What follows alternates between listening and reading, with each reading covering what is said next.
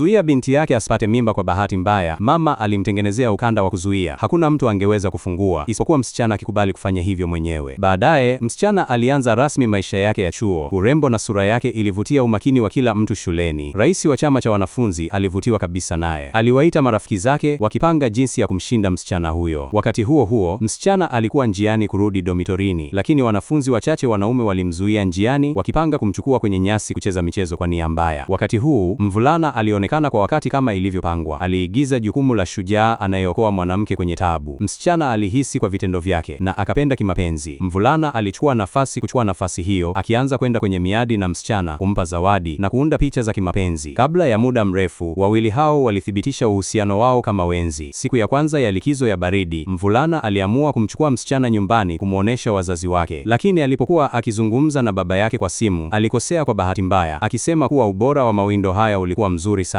Msichana ambaye alikuwa amesimama nyuma yake alisikia kwa mshangao, akizani ilikuwa simu ya kawaida. Mvulana alifanya udanganyifu kufunika. Siku 3 baadaye, msichana alipanda basi na mvulana kurudi kijijini kwake. Lakini mara tu alipoingia kijijini, alihisi kitu hakipo sawa. Hakukuwa na mwanamke hata mmoja hapa. Alidhani wanawake wote walikuwa wameenda kazini shambani. Hata hivyo, alipofika nyumbani kwa mvulana, mama wa mvulana alimfunga mikono kwa kitambaa. Mvulana mara alimzuia mama yake na akamfafanulia msichana kuwa mama yake alikuwa na ugonjwa wa akili. Kwa kweli alikuwa akisema uongo. Baadaye mvulana alimrudisha msichana chumbani kupumzika na akaondoka kwa kisingizio cha kuwa na jambo. Wakati huu, msichana aliona mstari wa maneno kwenye kitambaa hicho ambayo yalisema kuwa wao wote walikuwa wafanyabiashara ya binadamu waliowateka wanawake. Msichana alitambua hatari, lakini nguvu zake za pekee zilikuwa zimezuiliwa na ukanda. Aliweza tu kumuomba mama yake msaada kwa njia ya sauti kutoka umbali. Ghafla, mvulana na baba yake walivingia kwenye chumba. Kulingana na desturi za huko, msichana alilazimika kumwachia baba wa mvulana amchoshe ili apate hadhi. Msichana hakukataa, badala yake alikubali na kufanya kama alivyoambiwa, kwa sababu alijua kuwa ukanda ulipofunguliwa, nguvu zake za pekee zingerejeshwa na kisha angeweza kulipiza kisasi.